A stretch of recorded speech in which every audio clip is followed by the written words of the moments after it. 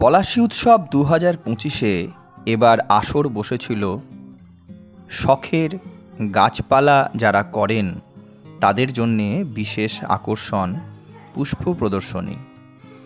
এই পুষ্প প্রদর্শনী মেলায় 4টি আলাদা আলাদা ক্যাটেগরিতে ভাগ করে একটি প্রতিযোগিতার ব্যবস্থাও করা হয়েছিল, যেখানটায় ফুল গাছ, ফল গাছ, বনসাই এবং অন্যান্য পরিবেশকে মাথায় রেখে এই সুন্দর ভাবনা এবং তারপরে উদ্যোগ নেওয়ার জন্যে পলাশী উৎসবকে ধন্যবাদ জানাই।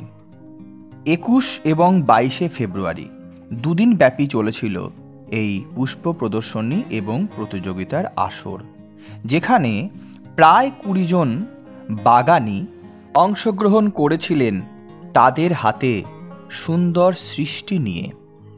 4টি আলাদা ক্যাটেগরিতেই গাছ জমা পড়েছিল উৎসব কমিটির কাছে।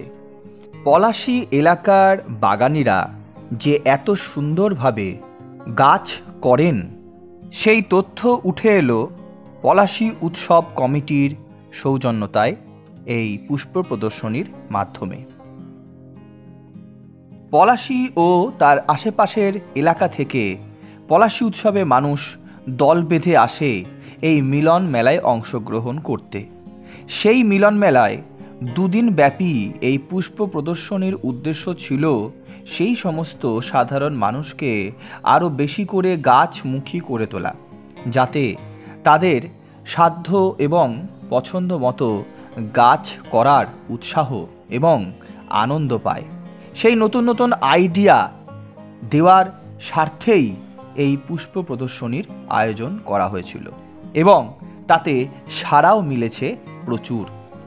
আমরা দেখেছি দুদিন ব্যাপী এই প্রদর্শনীতে বহু মানুষ কাছাকাছি থেকে এই গাছগুলিকে চাক্ষুষ করেছেন, তাদের সাথে সেলফি তুলেছেন এবং সেগুলি বিভিন্ন সমাজ মাধ্যমে পোস্ট করেছেন।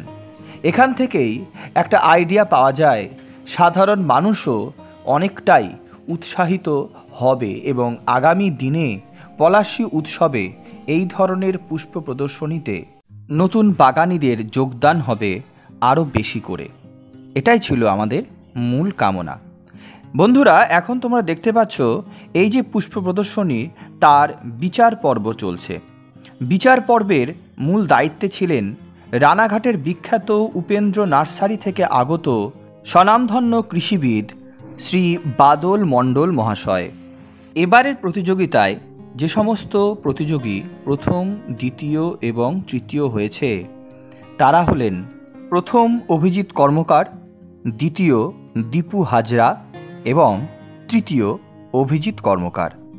পাশাপাশি যে সমস্ত প্রতিযোগীরা এই অনুষ্ঠানে অংশগ্রহণ করেছিলেন তাদেরকে মন থেকে জানাই কৃতজ্ঞতা। সবাই ভালো থাকবেন। আজকের মতন টাটা।